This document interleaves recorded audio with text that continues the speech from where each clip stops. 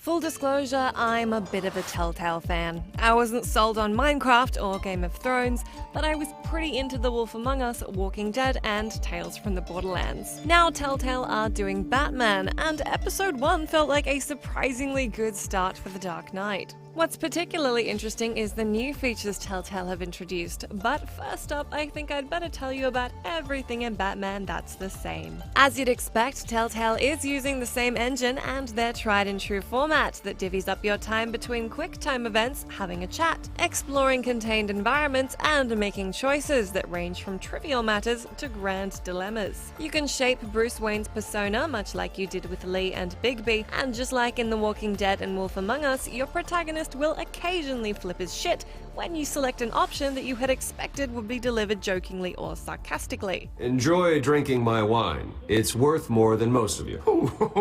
No, he's kidding, everyone. No.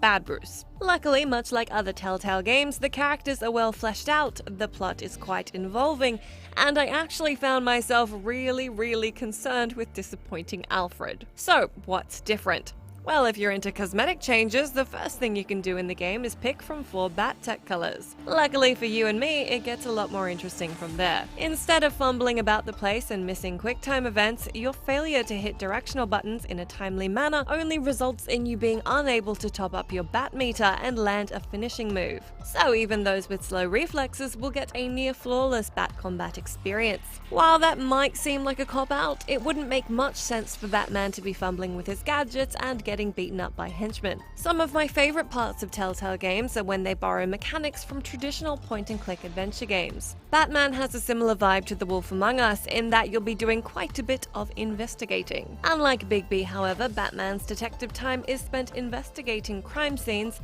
and then linking pieces of evidence together, which amount to a holographic conclusion that plays out whatever went down. This actually works surprisingly well and adds an element of puzzle solving that feels right at home in this kind of game and setting. In typical Batman fashion, your Batcave and gadgets are pretty awesome. You'll use your gadgets in combat a lot, and your Batcave is outfitted with a codex you can access, which gives you a constantly updated who's who of the people and places that matter. You can also log into a Gotham media feed to check out the repercussions of all the stupid decisions you made. This is an interesting addition, as Telltale games usually have you adventuring from place to place, not having what is essentially a base to return to. And finally, if you have friends who like to weigh in on your stupid decisions like mine do, Telltale has gotten meta this time around and added crowd play. Now your friends in the same room can weigh in on what decisions they think you should make, and then judge you for making them with a thumbs up or down. Of course, we're only an episode in, so how much these features pop up in later episodes and what else lies in store for us remains to be seen. But for me personally, I always like to see Telltale trying new things, and this is a promising bad start.